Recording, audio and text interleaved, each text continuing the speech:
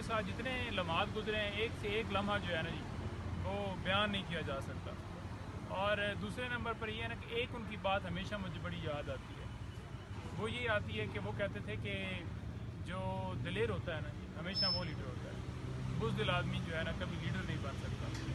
انہوں نے یہ جملے ہیں ہمیں ہمیشہ ہمت دیتے ہیں، طاقت دیتے ہیں، اور پھر ہم اسی وجہ سے فرنٹ پر آ کر ساری کیسز کے حوالے سے تھوڑا سا بتا دوں تو آج ایک تو ہم نے جو درخواست دی تھی خان صاحب کے حوالے سے کہ محفوظ کھانا جو ہے وہ دیا جائے، اور ہم یہ کہہ رہے تھے کہ ان کے اوپر مینٹلی طور پر ٹارچر کر کے ان کو جو ہے ایک ایسے سیل میں قید کیا گیا ہے جہاں پر ان کی موومنٹ کے اوپر بھی واک کرنے کی ان کو اجازت نہیں ہے، نماز پڑھنے میں بھی ان کو دشواری ہوتی ہے. وہ بہت چھوٹی جگہ ہے جہاں پر رکھا گیا.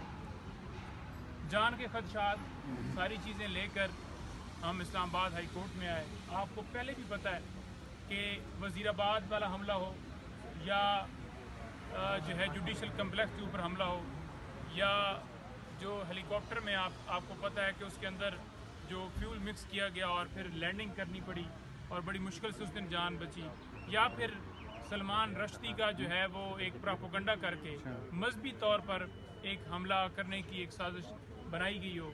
تو یہ ساری چیزیں جوڑتی ہیں کہ اس وقت خان صاحب کی جان جو ہے وہ اس طرح خطرے میں ہے کہ وہ جن لوگوں نے مقدمات بنائے ان کی کسٹڈی میں ہیں اور ان کی حفاظت میں ہیں. تو ان سے تو ہمیں کوئی ایکسپیکٹیشن نہیں ہے کہ وہ کوئی اچھا سلوک کریں گے یا اچھا کوئی ان کے ذہن میں پلان وہ بنا کر بیٹھے ہوں گے. تو وہ ہماری درخواست یہاں پر آج سماعت ہوئی اور اس کے لیے نوٹس ہو گئے. دوسرے نمبر پر آج ہم نے جوڈیشل کمپلیکس میں پھر درخواست دی ہے کہ عمران خان صاحب کو طلب کیا جائے. کیوں نہیں طلب کیا جا رہا؟ طلب کرنا چاہیے کیونکہ کیس جو ہے آگے چل ہی نہیں سکتا، ایک پروسیڈنگ جو ہے وہ آگے چل ہی نہیں سکتی. تو کیس کے جو سماعت ہے اس کو جو ہے وہ چلانے کے لیے ان کی ریکوائرمنٹ ہے اور ان کو پیش کیا جائے. دوسری طرف آپ نے یہ بھی دیکھا کہ زبردستی جو ہے وہ خان صاحب کے وارنٹ نکال کر انہیں، حالانکہ اس وقت حملہ ہوا تھا وہ زخمی تھے، اور پیش کرایا گیا. 26 گھنٹے آپریشن کیا گیا. دوسرے لوگوں کو بھی وارنٹ نکلتے ہیں، لیکن آپ نے کبھی یہ دیکھا کہ ان کے بھی اسی طرح سے آپریشن ان کے گھروں میں کیے گئے ہوں؟ یوسف رضا گیلانی کے بیٹے کے اسی طرح سے وارنٹ نکلے. تو کیا آپ نے دیکھا کہ کوئی اس طرح کا ان کے گھر حملہ ہوا؟ ہم یہ نہیں کہتے کہ کسی کے گھر حملہ ہو، ہم یہ کہتے ہیں کہ یہ جو چیزیں کی جا رہی ہیں، یہ جو کام سارے کیے جا رہے ہیں، ٹھیک ہے جی، ون سائیڈڈ نہیں ہونا چاہیے. پک اینڈ چوز والا جو معاملہ ہے وہ نکالیں. ایک طرف پریس کانفرنس کروائی جا رہی ہیں، زبردستی لوگوں کو جو ہے وہ ان کی وفاداریاں تبدیل کروائی جاتی ہیں، پہلے انہیں اغوا کیا جاتا ہے پھر اچانک سے برآمد کیا جاتا ہے. اور دوسری طرف پروٹوکول دیے جا رہے ہیں جلسے کروانے کے لیے، ان کو سرکاری جو ہے وہ مشینری فراہم کی جا رہی ہے کروانے کے لیے. اور آپ نے یہ بھی دیکھا کہ کے پی میں ایک جلسہ ہوا ہے، ضلع کے اندر 2 قانون ہیں، ایک کونے میں دفعہ 144 ہے اور ساتھ ہی جو ہے دوسرے کونے میں جلسے کی اجازت ہے. تو یہ لیول پلینگ فیلڈ تو نہیں ہے. آپ کیسے کہہ سکتے ہیں کہ صاف اور شفاف الیکشن ہوں گے جب آپ پاکستان تحریک انصاف کے خلاف اس طرح کی کارروائی رکھیں گے کہ ان کو جو ہے جلسے کی بھی اجازت نہیں ہے، ان کے لیڈران کو اٹھایا جا رہا ہے، کوئی جھنڈا اٹھاتا ہے اس کو اٹھا لیا جاتا ہے، کوئی غبارہ اڑاتا ہے اس کو اٹھا لیا جاتا ہے. تو پھر کیسے آپ کہیں گے کہ صاف اور شفاف الیکشن ہوں گے؟ سائفر کیس کے اندر 9 تاریخ کے لیے ضمانت جو ہے ہماری فکس ہو گئی ہے، اور ہم امید کرتے ہیں کہ ڈیلے ٹیکٹس جو ہے دوسری طرف سے پھر بہانے تو آئیں گے کہ فوراً اس کے اوپر فیصلہ دینا چاہیے.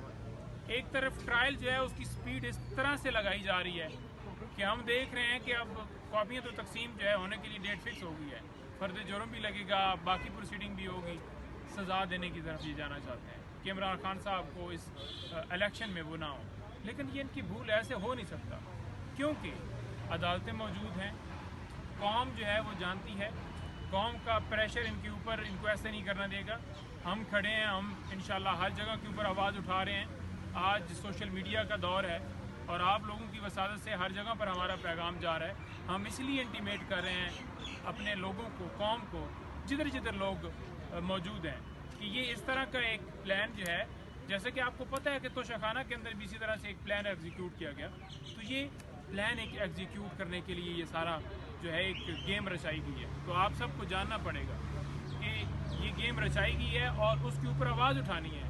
ایسا نہ ہو کہ پھر دیر ہو جائے اور پھر اگر ان کو سزا دے کر اور پھر ہم آ کے ڈسکشن کرتے ہیں جی کہ وہ جی یہ اجلت سے چلایا گیا, تو یہ پہلے بات کرنی چاہیے. اور میں اس لیے کر رہا ہوں کہ یہ ان کے جو ہے وہ غیر قانونی غیر آئینی جو ہیں, جو ان کے مائنڈ کے اندر جو ان کے مقاصد اور ان کے پلان ہیں, ان کو ایکسپوز کر رہا ہوں کہ اس طرح کا ایجنڈا بنے کو بیٹھے. کوئی اور سوال ہے تو کر دیں. عثمان ڈار کے حوالے سے سر بتائیے گا. دیکھیں عثمان ڈار کی جو اسٹیٹمنٹ ہے نا جی, قانونی طور پر دیکھا جائے تو اس کی کوئی ویلیو نہیں. اعظم خان کی اسٹیٹمنٹ کی کوئی ویلیو نہیں. میں نے پہلے بھی گزارش کی کہ 164 کی جو اسٹیٹمنٹ ہوتی ہے نا کسی کورٹ میں بھی, تو وہ اس بندے کی مرضی سے ہوتی ہے, اکیوز کو بتایا جاتا ہے. تیسرے نمبر پر وہ کراس ایگزامینیشن کا جو ہے وہ اس کو موقع دیا جاتا ہے اور اکیوز کی موجودگی ضروری ہے. اسی طرح سے عثمان ڈار کا جو ایک وہ کھیل رچایا گیا, تو یہ ایک یوں سمجھ کہ پارٹ 2 تھا. پہلا پارٹ 1 یہ تھا کہ ڈائریکٹلی برآمد کر کے پریس کانفرنس کروائی جاتی تھی. اب ایسا کیا کہ ایک پروگرام میں باقاعدہ طور پر شو بنا کر اور کہا گیا کہ آپ نے تھوڑے مثالے کے ساتھ جو ہے نا وہ باتیں کرنی اور ذرا ہنس کے بولنا ہے تاکہ محسوس یہ ہو کہ آپ پریشر کے اندر ہیں. ان کی ماں کا واضح بیان آ چکا ہے, تو پھر قوم تو جانتی ہے کہ یہ زبردستی کے بیان ہیں, ان کی کیا ویلیو ہے.